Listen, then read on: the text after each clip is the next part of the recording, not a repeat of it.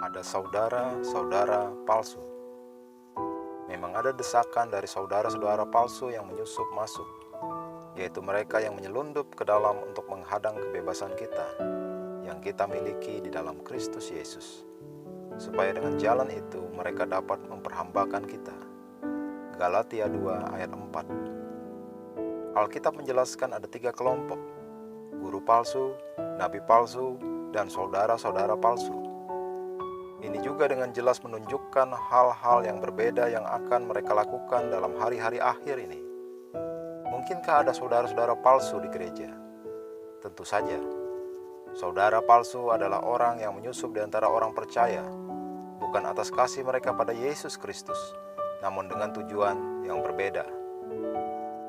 Ayat pembuka kita menyatakan mereka menyusup masuk, menyelundup ke dalam untuk menghadang kebebasan kita yang kita miliki di dalam Kristus Yesus, supaya dengan jalan itu mereka dapat memperhambakan kita.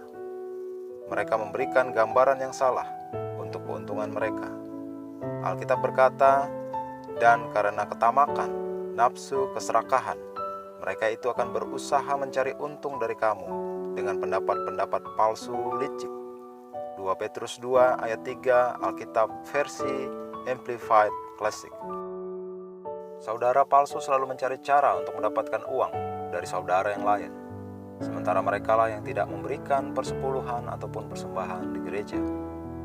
Tujuan mereka adalah menjual dagangan bagi saudara-saudara mereka.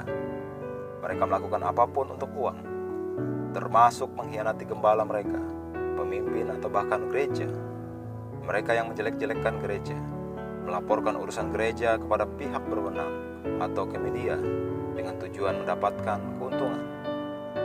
Alkitab berkata mereka penyelundup ke dalam kita, mencoba mencari perkara untuk dituduhkan melawan kita. Tidak mudah mengidentifikasi saudara-saudara palsu ini, karena mereka menyamarkannya dengan penampilan mereka.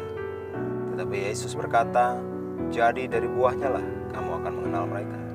Matius 7 ayat 20. Salah satu tanda saudara palsu ini adalah mereka tidak menghormati otoritas. Mereka akan mencoba meyakinkan yang lain agar tidak mempercayai atau melakukan apa yang disampaikan gembala atau pemimpin gereja.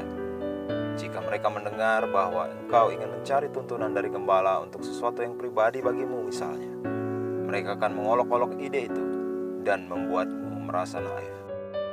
Nasihat Tuhan terkait saudara-saudara palsu ini agar kita mengidentifikasi orang seperti itu dan jangan bergaul dengan mereka karena pengaruh buruk mereka.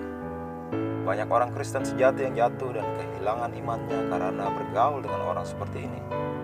Karenanya firman Tuhan berkata, supaya kamu menjauhkan diri dari setiap saudara yang tidak melakukan pekerjaannya dan yang tidak menurut ajaran yang telah kamu terima dari kami. 2 Tesalonika 3 ayat 6. Mari kita berdoa. Aku bersyukur Tuhan bahwa melalui roh-Mu aku dapat mengidentifikasi roh perusak dan bertindak dengan hikmat. Firman Tuhan menuntunku dalam jalan kebenaran dan dalam pergaulanku. Aku dipimpin oleh kehendak-Mu yang sempurna dalam hidupku. Dalam nama Yesus. Amin.